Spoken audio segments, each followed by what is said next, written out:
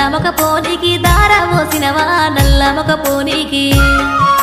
నల్ల వంకాయ కూర తినలేదే బిడ్డ నల్ల మగ పోడాని తెలువపాయనే నల్ల మగ పోడాని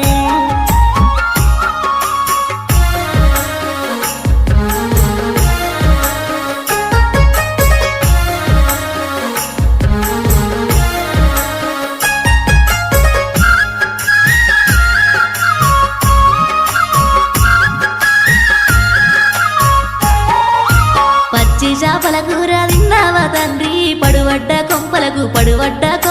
దార పోసినవా పడువడ్డ కొంపలకు పచ్చి చేపల కూర తినలేదే బిడ్డ పడువడ్డ కొంపాని